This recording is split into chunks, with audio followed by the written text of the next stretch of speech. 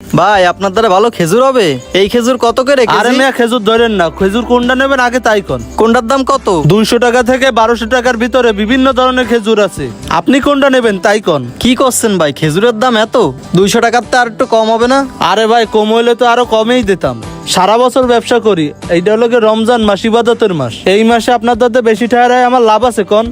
আমাকে ইফতারের আয়োজন আজকে, আর এখনো করছিস যে মাল আনা বাকি। তোকে বাজারে পাঠালাম সব কেনার জন্য, তা তোরা সব একবারে কিনে আনবি না? ভাই সবকিছু তো কিনে আনছি, শুধু খেজুরটা আনা হয় নাই। খেজুর দিয়ে ইফতারি শুরু করা হচ্ছে সুন্নাত, তা খেজুরি যদি না আনিস তাহলে সবকিছু আনা হলো কিভাবে? ভাই খেজুরের দাম অনেক বেশি, তার জন্য খেজুর আর কিনি নাই, তাই ভাবছি খেজুরটা আপনি আনলেই ভালো হবে। আচ্ছা ঠিক আছে, কিন্তু আরো ফল টল তো লাগবে। আর কোনো ফল আনছিস? হ ভাই আনছি তো, পেয়ারা আনছি আর হচ্ছে তরমুজ আনছি। আচ্ছা তাইলে আমি খেজুর আনতে যাচ্ছি, আর অন্য ফল পালিও নিয়ে আসতেছি। তোরা ইফতারিগুলো রেডি কর। ঠিক আছে। কয়টা রোজা চলে গেল খেজুর ছাড়া ইফতার করতেছি। প্রতি বছর আব্বা খেজুর কেনে, এইবার ইফতারের বাজার করেছে কিন্তু খেজুর কিনিনি। আমি ভাবলাম আব্বা ভুলে গেছে, তাই আমি নিতে আইছি। তাই এখন তো আইসে দেখতেছি দাম অনেক বেশি, এই জন্যই মনে হয় আব্বু কিনতে পারিনি। হ ভাই খেজুরের দাম তো অনেক বাড়ছে, এর জন্য আমাকেও বেশি দামে কিনে আনা লাগে। ভাই সবচেয়ে কম দাম যেটার, ওইটা 150 টাকা কেজি রাখা যায় না? না ভাই 150 টাকা হবে না, ওই দামে কিনতেও ভাই। ভাই 2 কেজি খেজুর দেন আর 2 কেজি আপেল দেন আলাদা প্যাকেটে। মালটা আঙুর এগুলো ভালো হবে, এগুলো দেখতে পারেন। ভাই আপনি একটু পাশে যান দি, বাইরে দেখতে দেন। আর কি নেব, মালটা দেখি। এই ভালো হবে কি? কত করে? এই মাত্র 320 টাকা কেজি, নিয়ে দেখেন, ঠকবেন না। কি করছেন, মাত্র 320 টাকা কেজি? তাহলে তো মনে হয় এই মালটা ভালো হবে না। কালকে বাজারে দেখেছি 450 টাকা বিক্রি করতেছে ভালোগুলো। থাকে মালটা নেবো না। 1 কেজি আপেল, 1 কেজি খেজুর এক প্যাকেটে দেন, আর 1 কেজি আপেল আর 1 কেজি খেজুর আর এক প্যাকেটে দেন। আর কি নেওয়া যায়? এই কলা কত করে? কলা 90 টাকা করে ডজন রাখা যাবে এনে। কি করছেন ভাই, কলার দাম এত? ভাবছিলাম কলা নিয়ে ইফতারিতে সিরা মাহাই খাবো। এই মেয়ে আপনার এই জায়গায় দাঁড়াইতে মানা করছি না, আবার বেশি কথা কনকা। যান এনতে যান, পরে এসে নানি। এই ভাই কি হয়েছে? উনি তো আপনার কাস্টমার, এরকম খারাপ ব্যবহার করতেছেন কেন? আরে ভাই সে তখন এতে যাবেন যাবেন আপনি। এ ভাই আপনি কি নেবেন?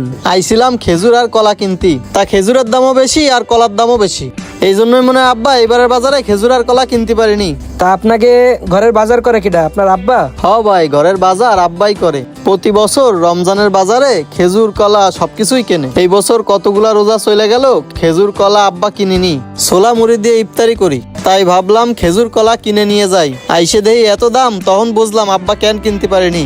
হ্যাঁ ভাই, যারা পরিবারের দায়িত্ব নেয় তারাই বোঝে একটা পরিবার সামলাইতে গেলে কত কিছু চিন্তা করা লাগে। এই যে এখন আপনি খেজুর আর কলা কিনতে আইছেন, আইসে কিন্তু বাবার কষ্টটা বুঝতে পারতেছেন। যাক ভালো হয়েছে আপনি এই জায়গায় আইছেন। আর ভাই শোনেন, ওনার সামর্থ্য যতটুকুই থাক, উনি তো আপনার কাস্টমার। ওনার সাথে যে আপনি খারাপ ব্যবহার করলেন, এটা তো ঠিক করলেন না। বাইরের বিভিন্ন দেশে রমজান মাস আসলে তারা সবকিছুর দাম পাল্লা দিয়ে কমায় দেয়, আর আমাকে দেশে সবকিছুর দাম ব্যবসায়ীরা পাল্লা দিয়ে বাড়ায় দেয়। এর কারণে অনেকের চাহিদা থাকলেও রমজান মাসে সবকিছু কিনে খাইতে পারে না। এই জন্য আপনাদের উচিত সেই চিন্তা করে ব্যবসা করা, দামগুলো একটু কমায় রাখার চেষ্টা করবেন।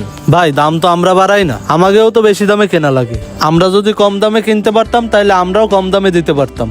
হ্যাঁ বুঝতে পারছি, তারপরেও সবসময় চেষ্টা করবেন যতটা কম দামে কাস্টমারে দেওয়া যায়, মানে হচ্ছে ন্যায্য দামে মাল বিক্রি করার চেষ্টা করবেন। তাহলে আপনার ব্যবসা হালাল হবে, আল্লাহর রহমত হবে এবং ব্যবসায় বরকত হবে। এখন ওই আপেল আর খেজুর যে প্যাকেট করেছেন, ওই প্যাকেট দুটো দেন আমারে। আচ্ছা ভাই দিচ্ছি, তাইলে আপনার মোট 1000 টাকা হয়েছে, এই নেন। ভাই এটা আপনার জন্য না ভাই থাক, আপনি নেন। আরে রাখেন, এই যে আমিও তো নিচ্ছি, এই যে এই প্যাকেটটা আমি নিচ্ছি। এই নেন ভাই, আপনার টাকা নেন, 1000 টাকা হয়েছে না, এই নেন।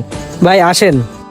দ্রব্যমূল্যের ঊর্ধ্বগতির কারণে এই পবিত্র রমজানেও অনেকেই চাহিদা মতো ইফতারি কিংবা সেহরি করতে পারছে না। যাদের সামর্থ্য আছে, আমরা চাইলেই এই সকল মানুষের সাথে রমজানের খুশির মুহূর্তগুলো ভাগাভাগি করে নিতে পারি।